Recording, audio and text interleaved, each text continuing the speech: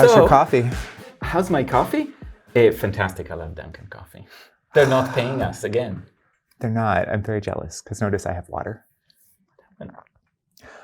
I'm a braces boy now. Oh. Speaking of high school. And so now I have to be very efficient around when I drink and eat things. Oh, wow. Because you're only allowed to have them off for 2 hours a day. Oh, wow. Yeah. I have never had that experience, so. I mean, look, this is only day 2. Only day 2. And I just have to remember I did this to myself.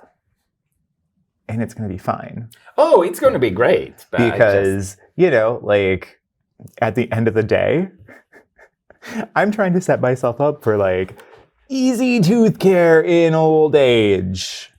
Yeah, this is where I'm at. All right. So hence the water and the slight speech impediment. I think I have a little bit of a lisp now. Maybe. Potentially. Very little. Okay, great. That's good because we're sure. Well, yes, that, and I'm thinking about how am I going to teach articulation in the fall. That is true. So there's all these things that I haven't thought about. But you know what I have thought about? What? Jobs. Jobs. You know why? Always big jobs. Because that's our wreath. Yes. Yes, it is. Jobs. Everybody's got to get the job. We want people to have jobs. Yeah. So today on Not That Kind of Doctor, we are going to talk about Zoom interviews. And what happens when you can't seem to get past that Zoom interview. So I'm Nick Hughesby. I'm an associate professor of elementary literacy education here at UNL. I'm Guy Trainin, professor of education at UNL, and we're talking about why can't I get past the Zoom interview? Well, and I think before we dig into specifically that question, let's remind everyone what the function of a Zoom interview is, right?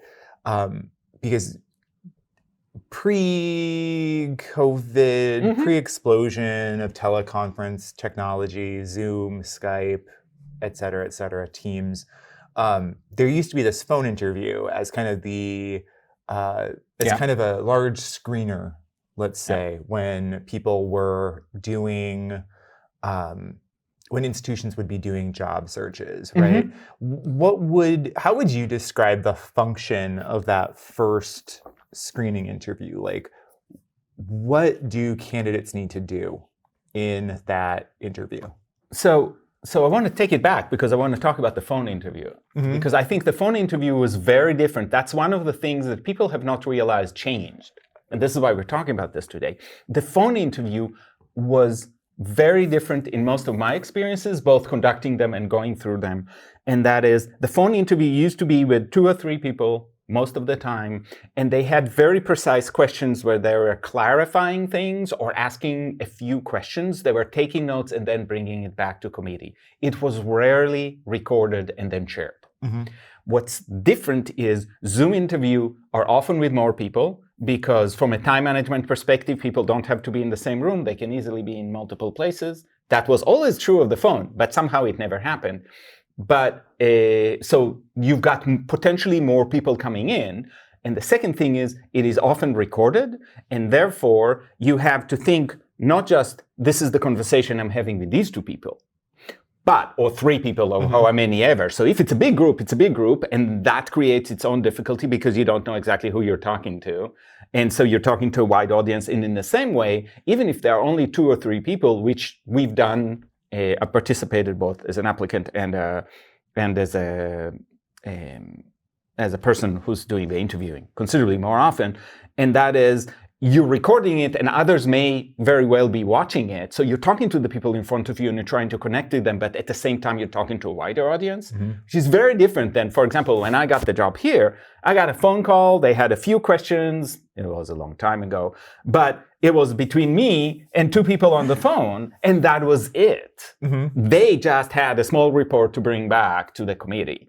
And that's a very different, I think, way to present yourself at that moment. Because for me, at least, it's very easy to create a connection with the person I'm talking to, even on the phone, definitely on Zoom. But the minute it becomes wider or you're speaking to people who aren't there, you don't want them to feel like they're out of the conversation because you're talking to this person. So for me, that is part of the challenge in thinking about what is the difference. But what I love, and I did want to pull that to one thing, what the Zoom interviews have helped, I think, is to expand the pool and to give people a better chance to make it to the final three. So people who maybe would not have gotten a chance now are getting a chance because we can easily widen the pool. And for example, in the recent search we had for our technology position, educational technology position, I think we had 9 or maybe even more than 9 Zoom interviews. About that. Yeah. So usually, even if we called and did a screener, it was usually on 5 or 6. And now suddenly we can look at 9, which means you've got a better chance to get to that first phase, but that doesn't mean you go beyond. Right. But in an effort to diversify, that's a great opportunity for people who might look a little bit different than others and things like that. Right. And so one of the biggest challenges of that preliminary interview, like you said, was how do you both build relationships within that particular space? Like you need to create, kind of these, you want someone in that interview to be rooting for you. Yeah. Right. So like, how do you create that relationship, but also convey for the folks who might be listening to it or watching it on the replay, a demonstration of why you for that particular position, right? So you have to kind of balance those things out. And I think one of the biggest things that you can do within a Zoom is have a plan. Absolutely. You must have a plan. You've got to have a plan, right? Like there is some level of specificity that's required in that Zoom interview because they're maybe 15 minutes long, 20 minutes long if you're lucky. Yeah. And so if you don't have a plan going into that to describe kind of what it is that you can bring to that position and how you're thinking about that position and how you're aligning yourself with the work already being done within that department and that institution, you're kind of wasting an opportunity to match those things up. And the preparation is important even if you're really confident about your ability to talk through anything, because maybe you can, but you will not have the time. So I'll give an example. A 30-minute interview, and the people who are interviewing, usually us, are saying, we have 7 questions. Now think about this. 7 questions, and there's at the end a question that you can ask us on a 30-minute interview, which is quite long. There's an opportunity there. But that means that the average answer is 4 minutes. That means that you don't have time to talk yourself and think while you're talking about this question. If you don't have a reasonable answer ready for most of these questions, you are going to stretch the time and actually miss the mark, or they'll have to cut you off and move to the next questions while you have not answered it, because you didn't get to that point. So you've got to be ready for the specificity, and you've got to write yourself some kind of, what are my top 3 points for those questions? And you can get, right, what they're looking for, because that's why they write the ad. Right. So you can do some digging into the ad, what's been done there, leverage your network, see what's happening at that particular institution. And I like to, when I get an invite to go to this preliminary interview, hey, can you tell me who's going to be there? Yeah. Can you tell me how many questions and how much time is allotted? And then what that does is, again, I always think it's N+1 because it's the number of questions that they're going to ask, plus, do you have any questions for us? And I divide the amount of time by the questions and plan that out. And so while I'm on this interview, and I have a timer on. Actually. Wow, I'm so proud of you, because I do too. I have my stopwatch. Yeah, I gotta know where I am. Right? Otherwise, it's not gonna work out. And I warn the committee as I'm talking. Like this is what I've done. This is how I'm approaching this. I want to make sure that I am both. I've been in your position. I want you to know that I'm valuing your time. That I value your time. Yeah. And so this is what I'm doing. I I always have kind of a cheat sheet next to me. Like, here's the Yes. big points. Here's the stuff that I highlighted in my cover letter. Here's some additional information that they might not have. And then as they ask questions, if they haven't given me the questions, and that's a new thing as well, sometimes they'll just send you the questions that they're going to ask within that Zoom interview. And I would not resist the urge to write out your response to those questions and read them aloud. Like, that hasn't read well, that hasn't gone well. That sounds mechanical. But definitely inauthentic. like highlight stuff. And if they haven't given you the questions, I always like to write the question down, give myself about 30-ish, 15-ish seconds to think about it, jot my 3 bullet points, and then I go. And that helps keep me on task with that. And another request you can make, there are a few things, I think I've talked about them before when we talked about this, but I think it's important to remind. One thing is, again, fairly new, is because these are Zoom interviews. I've seen, and we have done this, people, if they didn't send you the questions in advance, which is great, but if they didn't, they can cut and paste them into the chat. Yes. So while you're talking, you can, if you have that moment where you're like, what was I talking about? Not a good moment, but it can happen because you start walking down the line and you got lost a little bit. That question is there. You can look at it and say, did I answer it before I say, okay, I'm done, we're moving on? That is one way. And the second thing is, especially if you're having a challenge with the language, or you're not feeling 100% confident, or you have a difficulty hearing. I have both. English is not my first language, and I have difficulty hearing. You can ask to activate the closed captions. They're not perfect, but they help kind of anchor what is happening, especially if the questions are long and complex. If the questions are short and you have them in advance, it matters a lot less. But if there are follow-up questions and things like that, it does help. And that's something that may be worth considering again, if this is a challenge. And you can ask for it in advance. And I've never had anybody say, well, we don't want to do that. So yeah, no, and to that, asking in advance, if they don't offer that up in the beginning, if they don't front load with that, definitely submit that request. Like, they are interviewing you because they are interested in you. Yes. And they want to do everything in their power to accommodate get more information about who you are, what's going on. And so I feel like that brings us to our second kind of space, which is this notion of why don't folks tend to move on from Zoom interviews? And I mean, one of the largest questions is math. Like, it's just math. Yeah. You know, when you've got, 200 applicants for a single position, for one position, and then you've whittled that down to 9, and then you move that into 3, and ultimately to 1, that's a huge statistical hurdle to overcome, right? But keeping that in mind, there are some things that you can do to kind of play that game. And improve your odds. But it's still odds. And part of the odds that you can't see is who are the other candidates. Because people apply for all sorts of reasons. And if you're just exiting graduate school and you're a new minted doctor, not that kind of doctor, and suddenly in that pool there might be a few people who are 2-3 years in a different institution and they're looking to move. Their profile is going to look very different than yours. That's not necessarily an up or down, but they're going to look different. So if the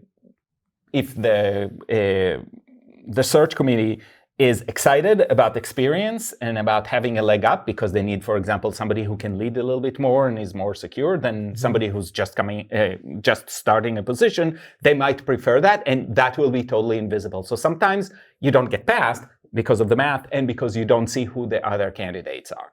Great. So again, oftentimes it's rarely about anything that any one person. It's really not about you. It's about the system and how academia is set up. But there are, again, some things that you can do in order to improve your odds, right? And I think the first is, we've talked about this in our last segment, but like the lack of a focused presence in that Zoom interview is not going to do you any good. And I think that there is this kind of perception that, oh, I'm just going to talk off the cuff and they're going to really resonate with my passion and it's going to go really, really well. But as someone who's been on the interviewer end of that, it feels disjointed. It feels scattered. It feels like I'm not quite sure what you're going to bring to the table if we invite you for a campus interview. Yeah.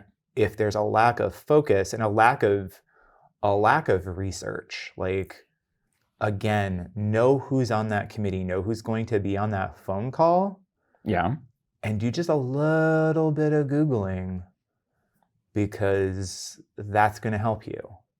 And going back to know something about the department, especially in the cases that they're recording it and then a much wider committee. So know the whole committee, not just the people there. The people there are important, but again, you're talking to a wider audience at that point because it's often recorded.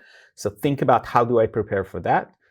Stay focused, know a lot about the institution, and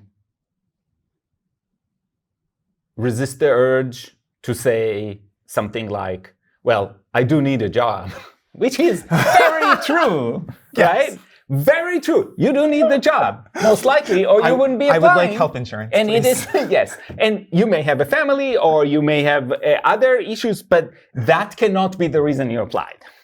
That is not what you tell the committee. Also, they know that's why you're applying. They don't think you're applying because you have a fortune and you're just playing in your spare time. They know that you need this job, or that you're interested, but they want to understand why you're a good fit for that place at this time.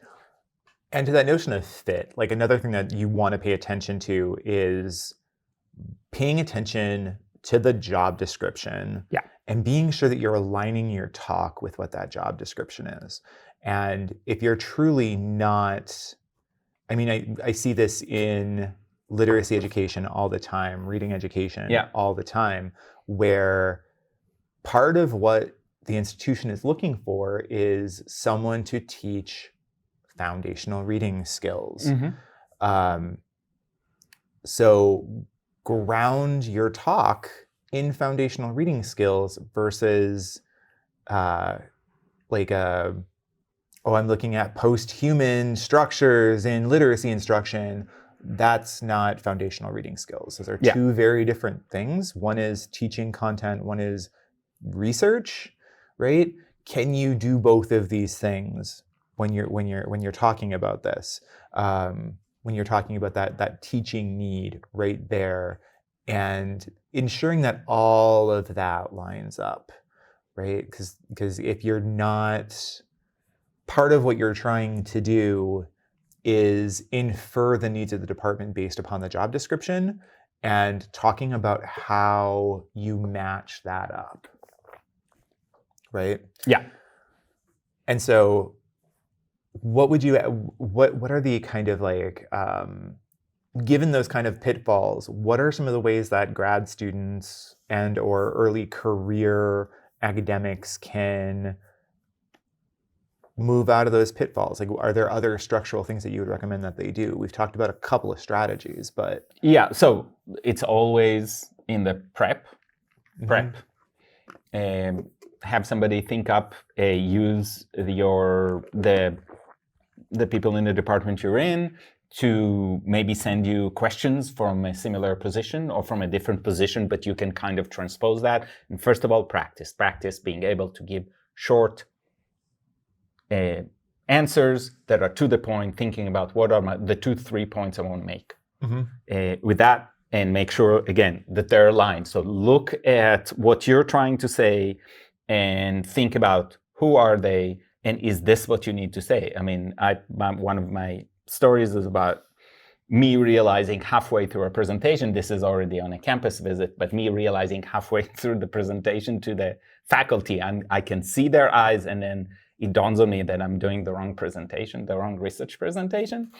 And so, and that is because I didn't think through. I was really excited about the topic I was doing. It was something I felt really comfortable presenting on. It was the wrong thing to do. And at that moment, it was clear to me, I mean, there were other reasons, but it was clear to me that this is not going to happen because I made the mistake, and I made that mistake. And it was, again, I was really passionate about the project, and that was the wrong project to bring to that specific place at that specific time. And again, think about what are they about? The more information you can get, and it's very uneven when you look at universities and what's on because your main resource will be what's available on the web. Mm-hmm.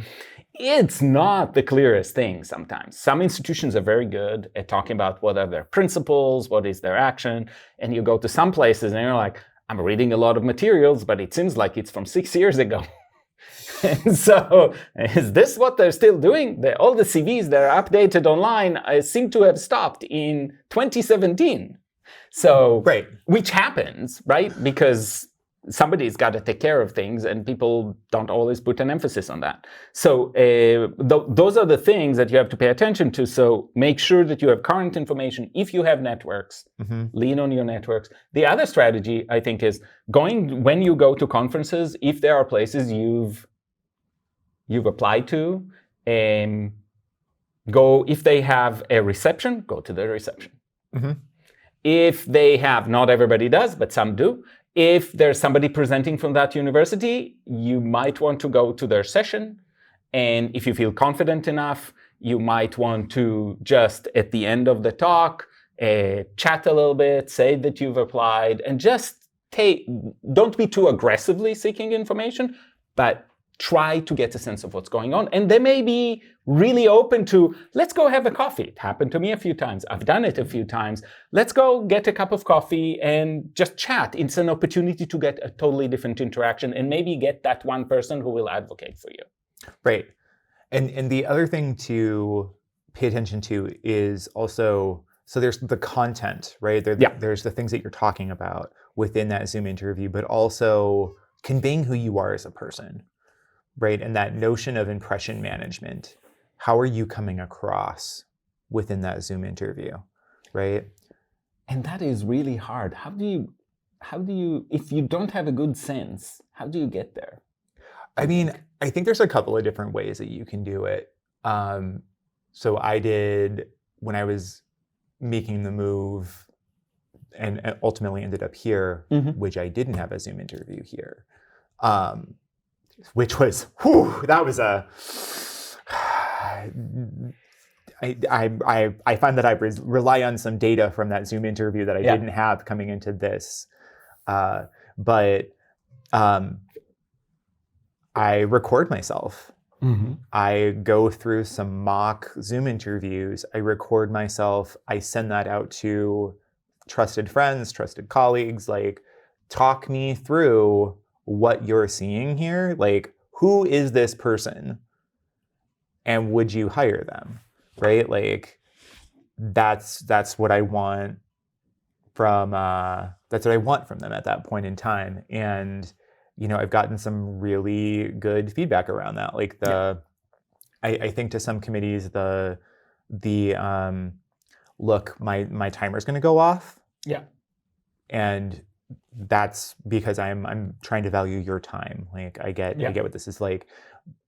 Finessing the way that I spoke about that was helpful and important because I want to convey that as a colleague, I'm not going to waste your time. I'm going to be cognizant and aware of the fact that there's 24 hours in a day, 168 hours in a week. I'm going to make sure that the time that I spend with you is as productive, as functional as possible, given what we need to get done at that point in time. And also, because if they have 7 questions and they let me talk too long, then I'm not going to answer three questions because they may be on a time. They may have an interview stacked right after. They may not be able to go over. And that's normally how that works. Yeah. Most of the time, they will keep it to whatever the said time is. So if you go over, suddenly you're out of time to answer the other questions, or you don't get to ask your question. So one is to get that feedback. Also listen to yourself and listen to tone, body language, because it is Zoom. Right. Right. Body and oftentimes you can ask to have your camera off. Like that's a thing that does happen. And typically, like when you look at the DEI research around interviewing, there's not a substantial shift in how those in how that gets interpreted. Yeah. Right. But there is always the risk of, I'm in an airport. Yeah. Right? Going from one interview to the next. And I have a phone interview in the middle. Like I'm going to leave my Zoom off and I'm going to mute. And I have found that they are fairly okay with that. But I always have, if I can have a visual, I have a visual. And if you do, make sure you've got good lighting. Dan here is good with lighting, and I've learned a lot, but you've got to have lighting facing you. You don't want to be in the dark. That is the dark or weird shadows and all of that. It's really distracting for the committee. It's not problematic from either perspective. It is really distracting for people watching you. So if you do have your camera on, make sure you have decent lighting. It's not complicated. You just need to make sure that there's front-facing lighting. Check yourself on your Zoom. You can activate Zoom and see what you look like, and that's all you need. The other thing is, from a dressing perspective, dress as if it's an interview. Yeah, so do a sweatshirts guy, with not hoodie. a Nick. Sweatshirt with hoodie, not the best choice. Hire me. Wait, you got to put that. Yes. And so, I mean, it is about the message you want to send, but especially for early jobs, saying to the people who are to people on the other side, I'm taking this seriously, is critically important. And that's preparation, that's time. By the way, if you have notes to the side, if you're taking time, any of these things, it's really important to say that to the committee early on, as you said, because you want them to know that if your eyes are going sideways, because they will see that you're looking at something else or that you're fiddling with something, telling them that this is what you're doing and you're not trying to answer your mom or your email right now is important.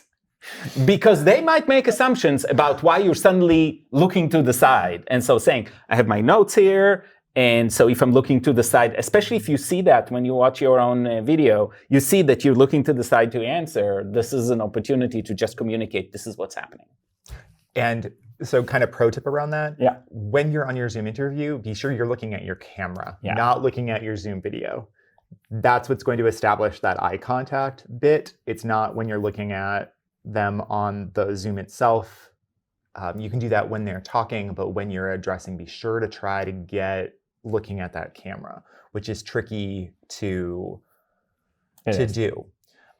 Also, just being aware of there are certain things that I have resting crank voice.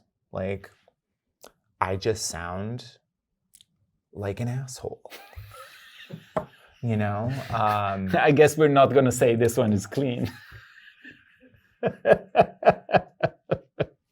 I mean, there are ways that we could go about, but very good. But being aware of the fact that there are certain ways that you can come off to other people, and that's where that review becomes helpful, right? Like when I give a warning of, look, I've got a timer set, that's not me being a jerk, that's me trying to be aware of our time, and thinking through where within that practice session I sound like a jerk and revising that.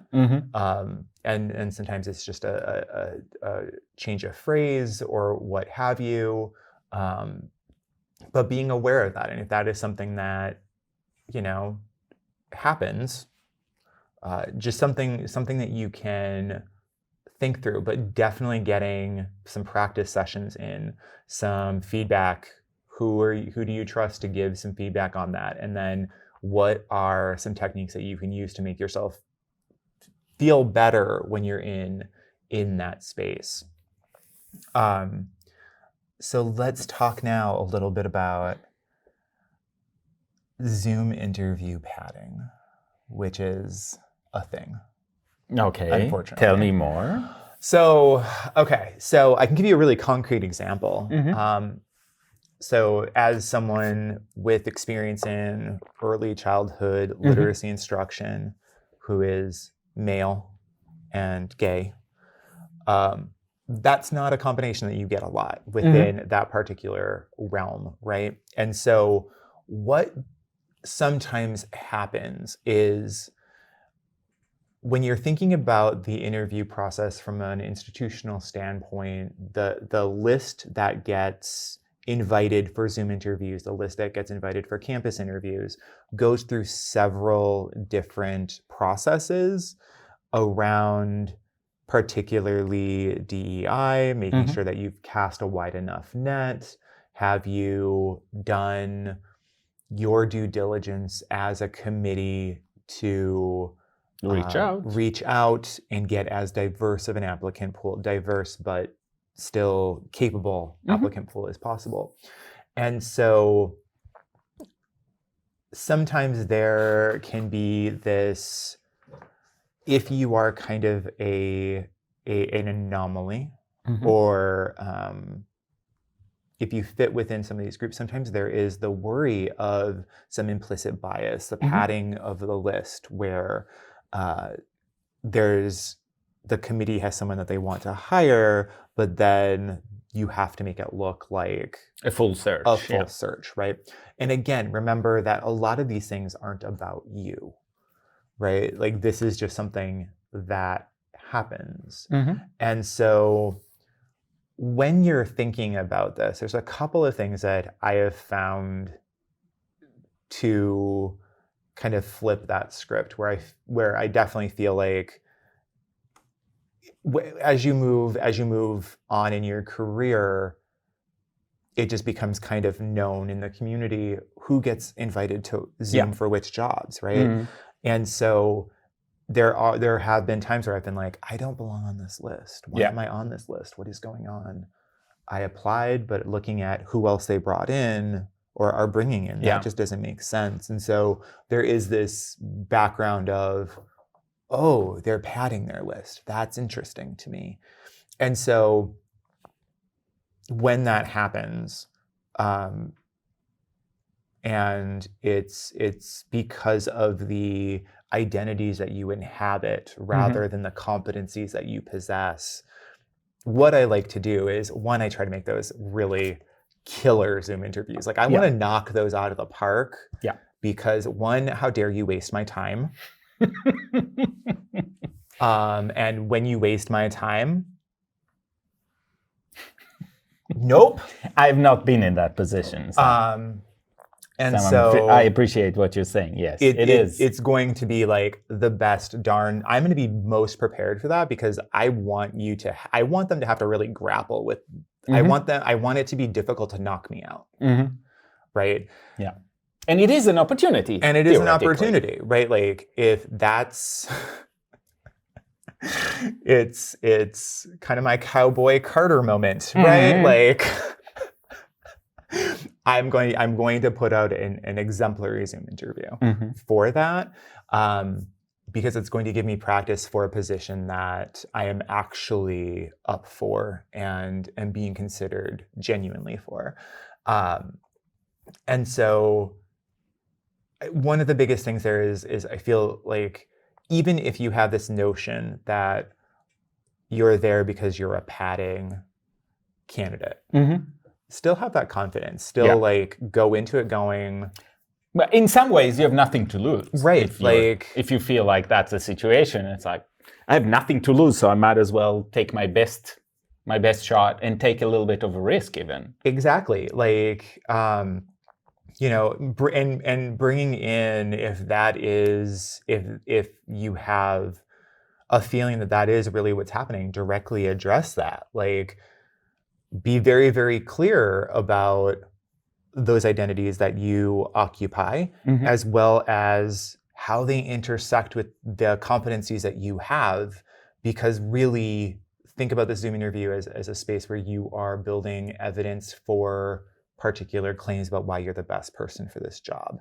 And if they've not truly considered you, give them reasons to pause and actually consider you within that. But also, you could not care. Yeah, I mean, That's fair. also an option. I did want to talk about, there's one thing we didn't talk about in the interview. You have to be honest, especially if you're feeling that you're like, why am I part of this group? And that is, there might be a question that has to do with your qualifications. And that is, sometimes there's something fuzzy about one of your qualifications, especially the ones that are required or the ones that are preferred. Mm-hmm. And one of the questions or more might be about those. If your record is like, I'm not sure, for example, in teacher education, often you need experience teaching K-12. Right. And you need a certain number of years. And it might be that you've transitioned between 3 different jobs and the dates, and it's like, does she have 3 years experience or is it 2? It's unclear. I've seen a lot of resumes like that. So first of all, if you can clarify that, do that in the letter. But they might be asking you about that, and you'd better have that answer ready, clear, and to the point. Yes, I have taught 3 years. I've taught first here, then here, then here, and it comes to 3 years. They might ask you that because sometimes it's their opportunity. Because if you don't meet, if there's a question about a required qualification and it's not answered fully to the committee's satisfaction, then you're out. I mean, that's an easy out. So sometimes it's an opportunity to clarify. They're like, I think it is, so we'll include them in the pool, but we need clarity. It's your opportunity to clarify about that, and that's something you need to attend to.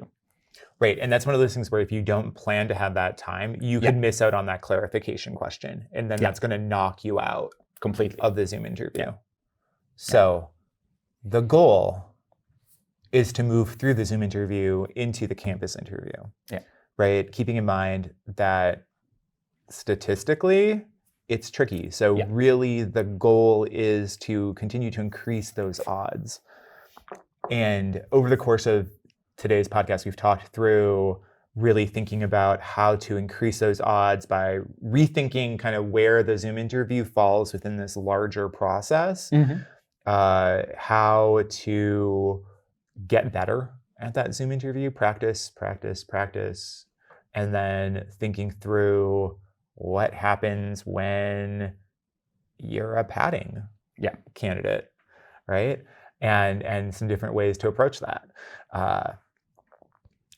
So fingers crossed. Like, it's kind of like Hunger Games where like maybe odds be ever in your favor. Please do not shoot anybody. It's not quite Hunger Games. It's not. Let's not lie. Well, it is in the fact that it is a zero-sum game. There's one job, and only one of you is getting the job. Like that's from that perspective. Yes. Maybe odds be ever in your favor, but hopefully bringing in some of these practices can help increase those odds. So, anything to add?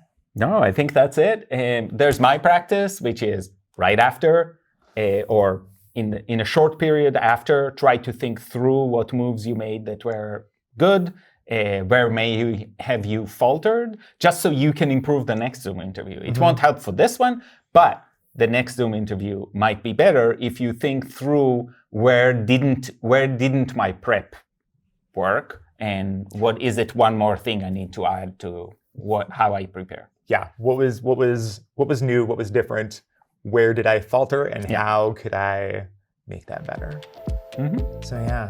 So with that, may the odds be ever in your favor. This has been Not That Kind of Doctor. We'll see you in the next one.